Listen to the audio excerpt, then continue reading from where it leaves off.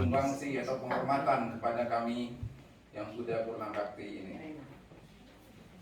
Bapak Kepala Dinas, saya sudah mengabdi di penyuluh pertanian ini lebih kurang 38 tahun 10 bulan. Alhamdulillah. Jadi tentu banyak hal yang kami lihat, kami tengok, dan kami janjikan. Yang pertama, kesan saya selaku penyuluh pertanian,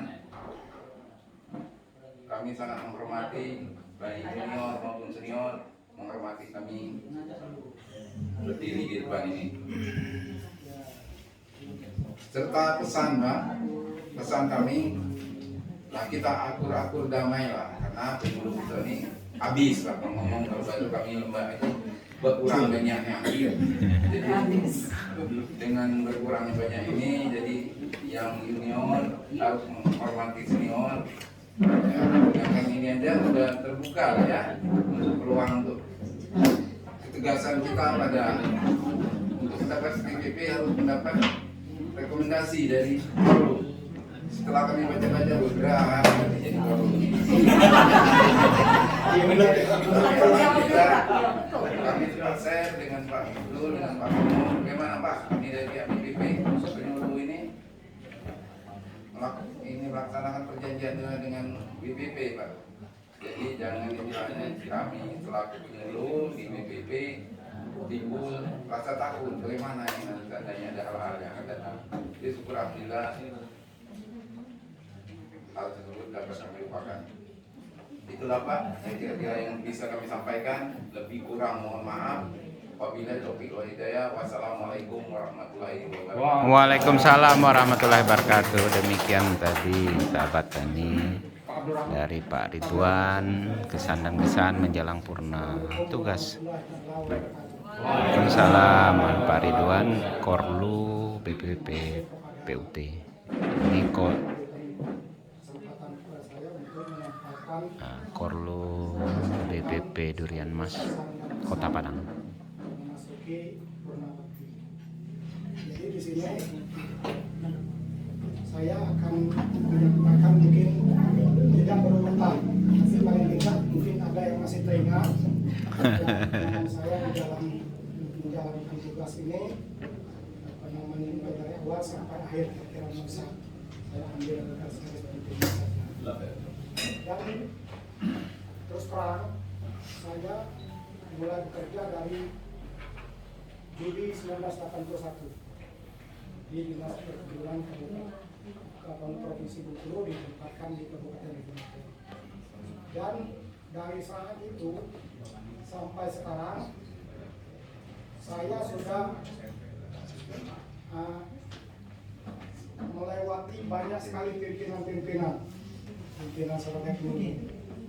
Dan ini terus terang saya jujur di dalam hati kecil saya sendiri, saya merasa bahagia dan sangat senang sekali atas kepemimpinan Pak Zul ini. Yang mau datang tuh dah.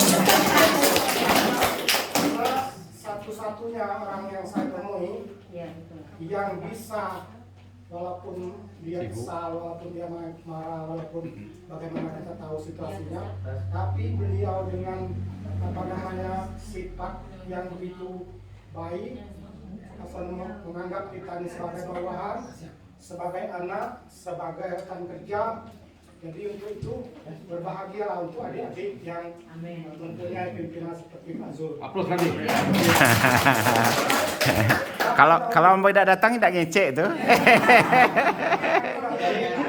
Bekerja itu setiap kali misalnya ada pelatihan di Bengkulu ataupun di Jambi, kita bandingkan, kita ini sangat tertekan. Ya. Tertekan karena apa? Pimpinan kita itu begitu ketat. Saya contoh gini, kalau dulu jadwal kerja Senin sampai Kamis, jam 8 sampai jam 12, jam 2. Itu kemana kita pergi, harus ada buktinya, ada fotonya, sudah itu kemana kita pergi, apa yang kerja dibuat, dilaporkan. Setelah itu seminggu atau 2 minggu diadakan pertemuan, waktu itulah kita menyampaikan apa kelemahan, permasalahan segala macam itu. Mungkin bisa ditanggapi, kalau tidak bisa ditanggapi mungkin langsung diinikan ke Bengkulu seluruh permasalahan itu. Tapi berterima kasihlah karena pada umumnya seorang penyuluh itu paling tidak sudah dibekali ilmu sosiologi pedesaan. Dengan ilmu sosiologi pedesaan itu kita bisa memahami karakter, keadaan, kehidupan masyarakat, mulai dari mana dia mendapatkan penghasilan sampai kepada biaya hidup dan segala macamnya, dan watak-wataknya. Jadi di situ diperlukan seorang penyuluh itu kalau ibarat pisau itu harus tajam, harus handal. Jadi jangan sampai nanti ada kesan kita seolah-olah menghina mereka dengan usahanya seperti itu, atau kita meremehkan mereka. Jadi kita lihat situasi di mana kita berada, di hadapan mana berada. Dan alhamdulillah saya sudah 41 tahun 1 bulan sampai hari ini tidak pernah bermasalah di lapangan. Masya Allah, alhamdulillah 41 tahun masa kerja beliau. Karena kunci di dalam berkomunikasi itu sebenarnya minta tolong, berterima kasih, dan minta maaf. Pakai 3 itu, insya Allah. Kalau kita perlu bantuan, kita minta tolong dengan kelembutan dan kerendahan hati kita. Minta tolong. Kalau kita merasa salah, tertumbuk biduk dibelokkan, tertumbuk kata dipikir. Jadi kita segera membuka tadi minta maaf supaya kita bisa meminta maaf. Lalu apabila orang sudah membantu kita, segera ucapkan terima kasih. Insya Allah hubungan itu bisa terjalin, biar dengan petani ataupun dengan rekan-rekan. Dan berusahalah jangan kita egois, mau menang sendiri, mau keuntungan sendiri. Apa-apa kita di dalam pergaulan kita mau menang sendiri, mau berhasil sendiri. Nah itu saya yakin tidak akan awet, karena orang itu punya perasaan. Bagaimana baik orang ini, saya harus baik. Kalau bagaimana orang ini akan mau baik terus. Mulai ketemu dulu pekawan, nah, sudah ada akor pekawan ini. Yang lemah hati dia mundur. Nah akhirnya hilang pergaulan kita. Dan saya lah sudah keliling, mulai dari Kepayang, Lebong, Lembak, Katong, yang angker-angker air laut, saya sendiri jalan kemana-mana, tidak pakai apa-apa. Ditodong orang sudah 3 kali, tapi belum pernah dapat. Tidak saya kasih kan? Tapi nonton pernah juga. Jadi pengalaman saya awal-awal sudah saya jelaskan dengan Pak ini. Pak Iwan mohon maaf, mungkin Pak Iwan menganggap kerja kami lain dari yang lain, berbeda. Inilah cara kerja kami yang bisa saya laksanakan di lapangan dengan kondisi yang atau orang tuh di mana-mana saya ketemu, dari mana kamu? Daerah Lembak. Bahaya udah betul, udah. Karena kita harus menyesuaikan diri. Dan di mana-mana desa itu banyak kakak angkat saya, bapak angkat saya, keluarga angkat saya, sehingga apapun kegiatan mereka diundang. Jadi silaturahmi keluarga. Jadi kalau soal duit jangan dipikir duit 1 juta sehari di kantor ini bisa hilang. Ada keluarga kita tinggal dagang 200, 100, ada yang lain-lain, orang lain itu. Dan saya berterima kasih, ini pengalaman saya. Waktu dulu kan yang dibangga-banggakan orang itu tahun 84 ini Presiden Soeharto ke Bosnia, swasembada pangan. Itu kami diberi tugas oleh pimpinan kami itu membawa surat keterangan yang sudah dicetak, minta bantuan kepada petani. Berapa kerelaan per kelompok tani? Menjelaskan ini. Ini untuk dari rakyat Indonesia asli, bukan dari pemerintah. Berapa bapak rela ngasih keuangan untuk bantuan ini? Akhirnya sumbangan minggu depan kami datangin lagi. Setelah dapat kami setorkan. Dan ini jujur berlanjut sampai ke atas terkumpul. Nah, itulah sehingga Pak Oyon Tahyan dan Pak Soeharto itu bisa membantu atas nama rakyat Indonesia di Bosnia. Bukan dari kita, resmi dari petani langsung itu, memang diperjuangkan seperti itu. Kenapa mereka mau? Karena kita waktu dulu kami diajarkan tidak boleh berbohong. Kalau sekarang kan kita boleh. ini tolong usulkan ini kegiatan ini. Makanya ada ini. Tahu-tahu lah disiapkan di lapangan, tahu-tahu tidak ada. Kalau dulu tidak, sudah ada posnya, dana itu, sumber dana itu, mata anggaran yang sudah ada, itu baru kepala dinas pimpinan itu berani mengatakan, tolong di daerah kamu apa yang bisa dilaksanakan, silakan usul apa ini.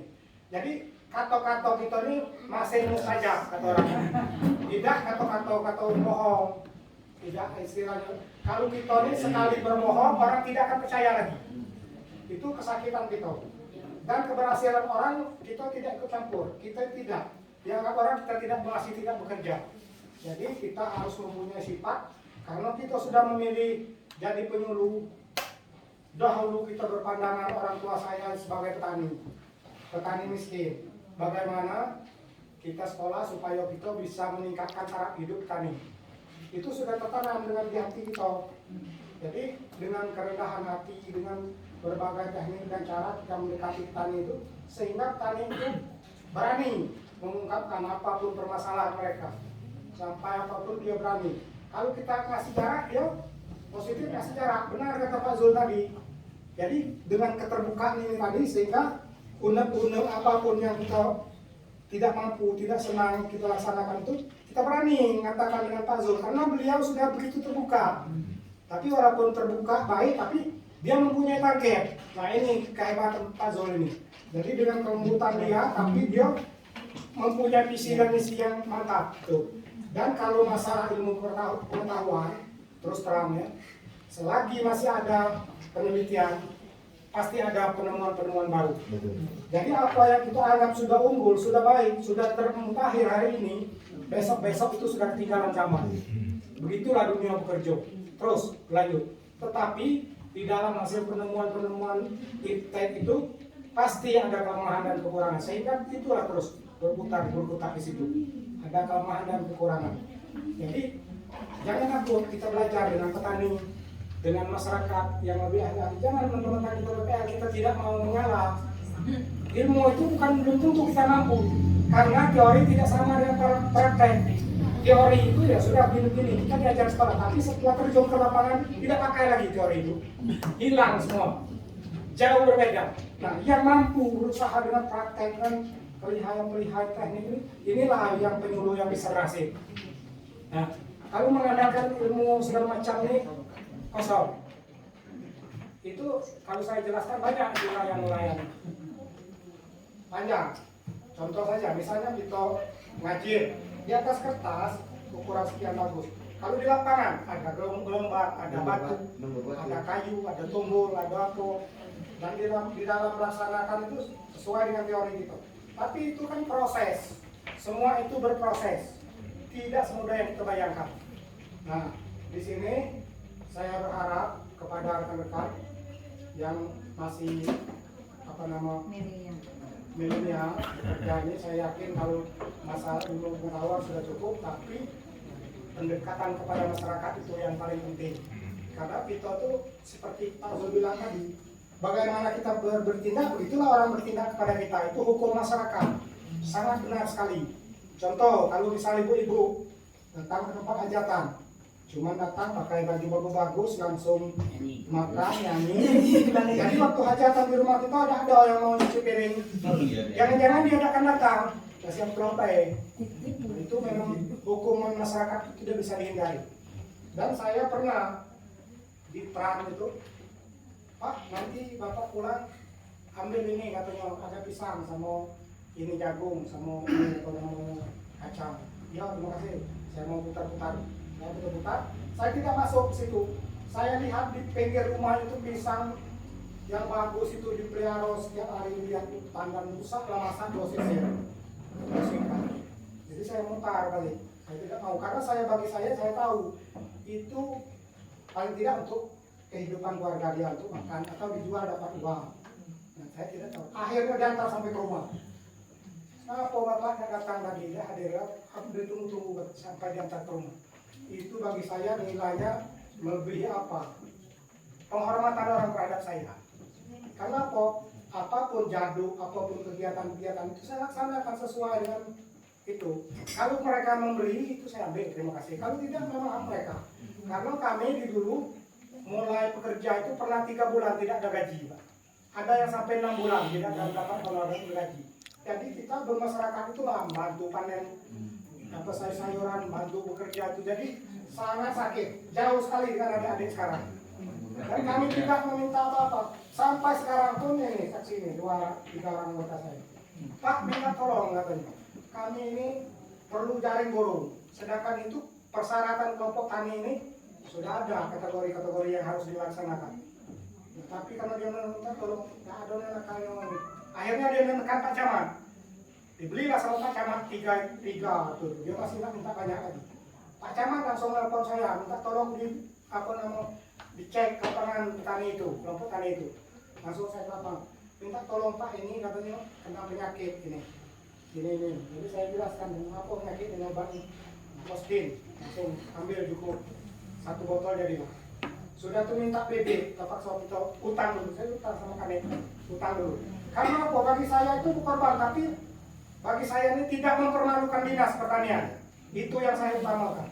Ya. Walaupun saya tidak mau mempermalukan dinas pertanian. Itu kita harus begitu luas di lapangan. Dan saya yakin kalau sekarang Pak Iwan, Gus Wardi dan Pak Zul itu sangat bijak. Jadi kalau ada positif ya dibantu karena sudah banyak pengalaman-pengalaman seperti ini.